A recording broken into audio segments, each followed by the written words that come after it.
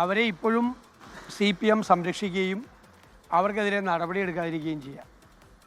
എന്നിട്ട് അതും മറച്ചു വയ്ക്കാൻ വേണ്ടിയിട്ടാണ് ബഹുമാനപ്പെട്ട മുഖ്യമന്ത്രി, അദ്ദേഹം മുഖ്യമന്ത്രി ആയതിനു ശേഷം നടത്തിയ ഏറ്റവും നിലവാരം കുറഞ്ഞ ഒരു പത്രസമ്മേളനത്തിൽ സോണിയാഗാന്ധിയുടെ കൂടെ പോറ്റിയുടെ ഫോട്ടോ ഉണ്ടെന്നുള്ളൊരു ആരോപണം ഉന്നയിച്ചത്.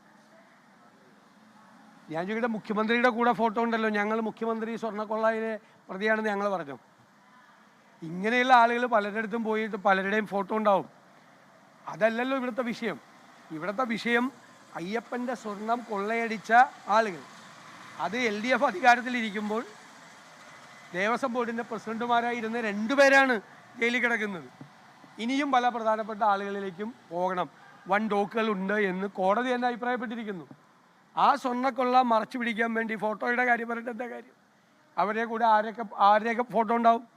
ഇപ്പോൾ ടൂറിസം വകുപ്പിൽ ഒരു വ്ളോഗർ ഉണ്ടായിരുന്നു. മന്ത്രി റിയാസ് മുൻകൈ എടുത്ത് കൊണ്ടുവന്നതാണ്. പിന്നീടാണ് അവരേതോ സ്പൈ ആണെന്ന് പറഞ്ഞത്. അപ്പോൾ മന്ത്രി റിയാസിനെതിരായിട്ട് ആരോപണം വന്നപ്പോൾ ഞാനാ പറഞ്ഞത്, അതിലെങ്ങനെ റിയാസ് തെറ്റുകാരനാവുമെന്ന് ചോദിച്ചത്. കാരണം വ്ളോഗർ സ്പൈ ആണെന്ന് അറിഞ്ഞിരുന്നെങ്കിൽ ഇവിടെ കൊണ്ടുവരുമോ? അപ്പോൾ അവർ നേരത്തെ വന്നു, അവർ വ്ളോഗറാണെന്ന് വിചാരിച്ച് കൊണ്ടുവന്നാണ്. പിന്നീട് സ്പൈ ആണെന്ന് തെരഞ്ഞെടുപ്പ് എൻ്റെ കൂടെ എയർപോർട്ടിൽ വെച്ചോ റെയിൽവേ സ്റ്റേഷനിലെ കൂടോ ഒരാൾ വന്ന് ഫോട്ടോ എടുത്ത് ഞങ്ങളൊക്കെ നിന്ന് കൊടുക്കും. ആര് ഫോട്ടോ എടുക്കാൻ വന്നാലും നാളെ അയാൾ ഏതെങ്കിലും വല്ല കള്ളക്കടത്ത് കേസില കവർച്ച കേസില അയാൾ പ്രതിയായ നിങ്ങളിടാൻ പോണത് എൻ്റെ കൂടെ അയാൾ ഇളിച്ചുകൊണ്ടിരിക്കുന്ന പടമായിരിക്കും. അതിന് ഞാൻ തെറ്റുകാരനാവോ? അപ്പോൾ ഈ യഥാർത്ഥ വിഷയം മറച്ചു വയ്ക്കാൻ ശക്തമായ തിരിച്ചടിയാണ് കിട്ടിക്കൊണ്ടിരിക്കുന്നത് CPM-ന് ഈ വിഷയത്തിൽ. ഇപ്പോഴും ഈ സ്വർണ്ണക്കൊള്ളയിലെ പ്രതികളെ സംരക്ഷിക്കുന്ന നടപടി പോലും എടുക്കുന്നില്ല. പേടിച്ചിട്ടാണ്.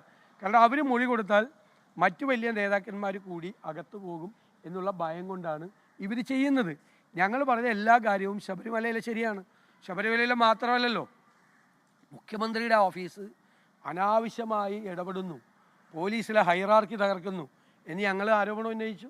ഇപ്പോൾ DIG DGPക്കെതിരായിട്ട് ആരോപണം ഉന്നയിക്കുന്നു.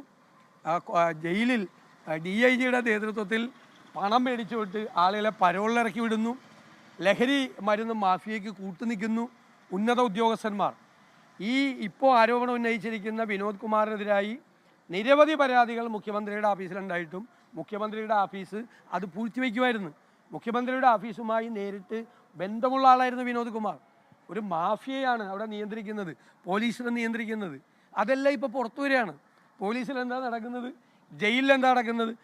ഞങ്ങൾ നിയമസഭയ്ക്കകത്തും പുറത്തും നിരവധി പ്രാവശ്യം ആരോപണം ഉന്നയിച്ചു. അവർക്ക് ചില പഞ്ചനക്ഷത്ര സൗകര്യങ്ങളാണ് വലിയ ക്രിമിനലുകൾക്ക്, കൊലക്കേസിലെ പ്രതികൾക്ക് ജയിലിൽ സൗകര്യം ഉണ്ടാക്കി കൊടുക്കുന്നത്. പിന്നെ കൂടുതൽ സമയം അവർ പുറത്താണ്, പരോളിലാണ്. ഇപ്പം എങ്ങനെയാണ് പരോൾ കിട്ടുന്നതെന്ന് ഇപ്പോൾ പുറത്തു വന്നില്ലേ?